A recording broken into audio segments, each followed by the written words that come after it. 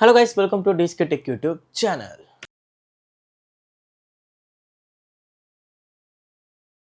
வீடியோவில் நம்ம இதை பற்றி பார்க்க போகிற அப்படி பார்த்தீங்கன்னா வேறு பற்றி இல்லைங்க. உங்களுக்கு எல்லாத்துக்குமே தெரியும் இதை பற்றி பேச போகிறோன்னு. டிவிக்கே கட்சி ஆரம்பித்து ஒரு வருஷம் நிறைவடைஞ்சிச்சு. இப்போ 2வது வருஷத்துக்குள்ளே இணையிறாங்க. இப்போது கட்சி வந்து ஆரம்பித்து ஒரு வருஷம் ஆயிடுச்சு இல்லை. எந்த மாதிரியான ஒரு விஷயங்கள் தமிழ்நாட்டுக்குள்ளே எப்படி பூம் ஆகிருக்கு, மக்கள் மத்தியில் எந்த மாதிரிலாம் நடிச்சிருக்காங்க, கட்சி பற்றி எப்படிலாம் மக்கள் மத்தியில் ஒப்பீனியன் இருக்குது, 2026 எலெக்ஷன் எந்த மாதிரி போக போகுது, இதெல்லாம் பற்றி இந்த வீடியோவில் நம்ம வந்து ஸ்டெப் பை ஸ்டெப்பாக பார்ப்போம். அதுக்கு முன்னாடி உங்களோட கருத்துக்களை நீங்கள் மறக்காமல் கண்டுபிடிச்சு காணுங்க. 2026 நம்ம தளபதி சிஎம் ஆகிடுவாரா, இல்லை 2031 வரா, இல்லை வந்து இந்த மாதிரி விஷயங்கள்லாம் பண்ணால் வந்து கட்சிக்கு இன்னும் பலம் சேர்க்கலாம், அந்த மாதிரி நிறைய விஷயங்கள் உங்களோட கருத்துக்கள் நீங்கள் கமெண்ட் பண்ணுங்கள், நம்ம பார்த்து தெரிஞ்சுப்போம். ஓகேங்களா? இப்போ வந்து ஒரு வருஷம் நிறைவடைஞ்சிருக்கு. ஒரு வருஷத்துக்குள்ளே நிறைய விஷயங்கள் பண்ணியிருக்காங்க, நிறைய மாற்றங்கள் தெரிஞ்சிருக்காங்க. அதெல்லாம் வந்து கட்சிக்கு ஒரு முன்னேற்றத்துக்காக தான் பண்ணியிருக்காங்கன்றதை நம்ம ஒரு முறை திருப்பி சொல்லலாம். ஏன்னா வந்து டிவிகே கட்சி நம்ம தளபதி மக்களுக்காக ஏதாவது செய்யணும், நம்ம படம் நடித்து வந்த காசு மக்கள் நம்ம சப்போர்ட் இருந்தால் நம்ம இந்த அளவுக்கு வந்திருக்கோம், நம்ம திருப்பி மக்களுக்கு ஏதாச்சும் செய்யணும் அப்படின்ட்டு அவரோட எண்ணத்தில் வந்து கட்சி ஆரம்பிச்சிருக்காரு.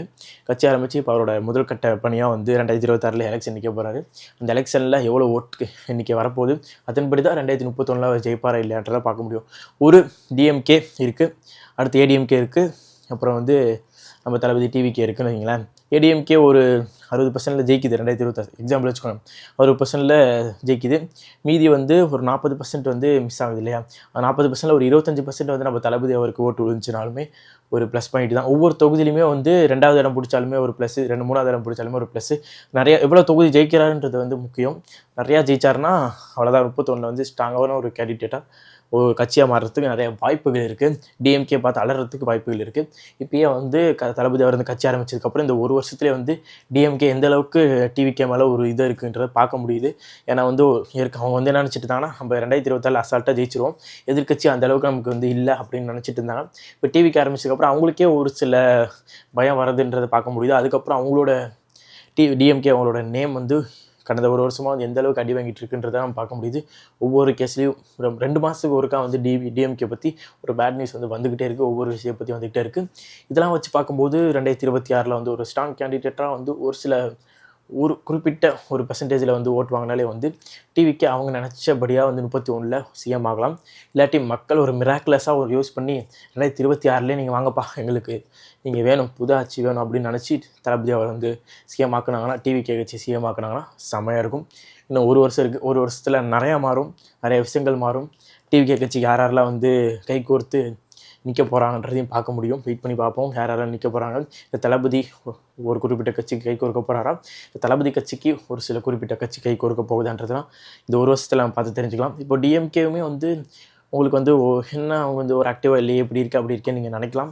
இந்த ஒரு வருஷத்தில் நிறையா மாற்றங்கள் நடக்கலாம், நிறைய விஷயங்கள் மாறலாம். அவங்க யாருக்கு ஒரு கை கோர்க்குறாங்க அதெல்லாம் படி ஏடிஎம்கேவுமே வந்து ஒரு சில ஸ்ட்ராங்கான ஒரு பொசிஷனுக்கு வரலாம்.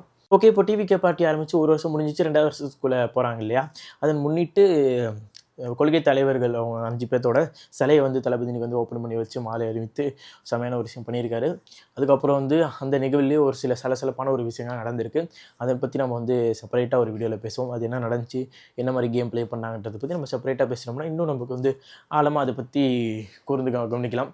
ஏன்னா வந்து இந்த வீடியோ வந்து நம்ம ஜஸ்ட்டு வந்து ஒரு வருஷம் நிறைவடைஞ்சிருக்கு, அதில் என்னென்ன விஷயங்கள்லாம் தளபதி பண்ணியிருக்காரு, என்னென்ன விஷயங்கள்லாம் பண்ண நல்லா இருக்குன்றதை பற்றி தான் நம்ம பேசிகிட்டு இருக்கோம். அப்போது வந்து அந்த ஃபங்க்ஷனில் அந்த ஒரு ஈவெண்ட்டில் என்ன நடந்துச்சு, ஒரு சில உள்ள ஒரு விஷயம் நடந்திருக்கு, அதை பற்றி பேசினோம்னா உங்களுக்கு கொஞ்சம் இதாகிறதுக்கு வாய்ப்பு இருக்குது. அதனால் வந்து செப்பரேட்டாக நம்ம ஒரு வீடியோவில் பேசுவோம். இப்போ வந்து பனையூரில் கொள்கை தலைவர்களோட சிலையெல்லாம் ஓப்பன் பண்ணி வச்சு மாலை அணிவித்து ஒரு விஷயங்கள்லாம் பண்ணியிருக்காரு நம்ம தளபதி. அடுத்தடுத்து அரசியலில் என்னென்ன மூமெண்ட்லாம் பண்ண போகிறாரு, என்னென்ன விஷயங்கள் பண்ண வந்து அவர் வந்து காத்துட்ருக்கான்றதை நம்ம வந்து பொறுத்து தான் பார்க்கணும்.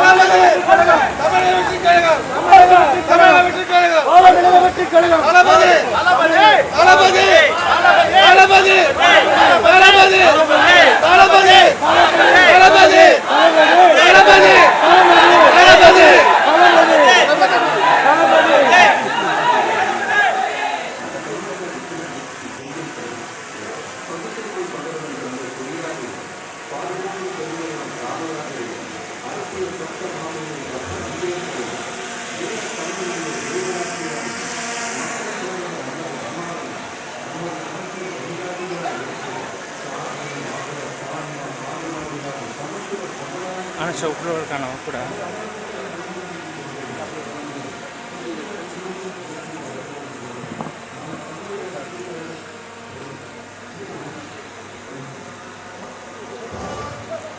அனேஷ் பார்த்து